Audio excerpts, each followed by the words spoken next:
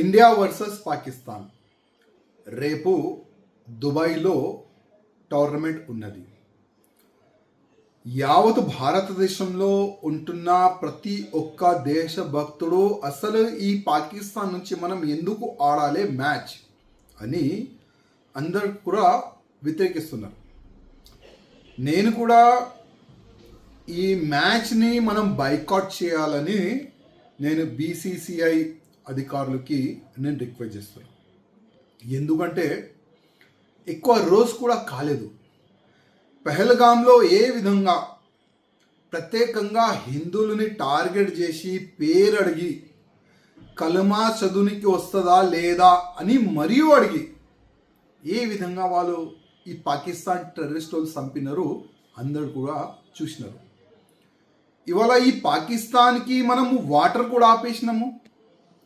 అట్లాంటి దేశం నుంచి క్రికెట్ మనం ఎందుకు ఆడాలని యావత్ భారతదేశంలోన భారతీయులు అడుగుతున్నారు.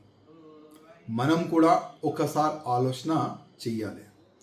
ఎందుకంటే ప్రధానమంత్రి మోదీ గారు ఏ విధంగా పెహల్గాం పైన అటాక్ అయిన తర్వాత సింధూరు ఒక పేరు పెట్టుకొని పాకిస్తాన్లో గుసాంచి టెర్రరిస్ట్ అడ్డలపైన కానీ పాకిస్తాన్ టెర్రరిస్ట్ మెంటాలిటీ పెట్టుకున్న ఆర్మీ పైన కానీ ఏ విధంగా బాంబులు దాడి చేసినారు ప్రపంచం మొత్తం చూసినారు.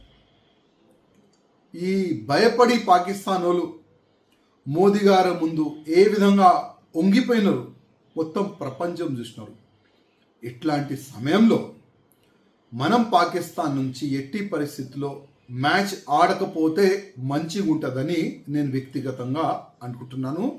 కొంతమంది సుప్రీంకోర్టులో పిటిషన్ కూడా వేసినారు. అసలు ఈ పాకిస్తాన్ భారత్ ఈ టోర్నమెంట్ జరగకూడదు అని కూడా చాలా వరకు అడ్వకేట్లు పిటిషన్ కూడా వేసినారు.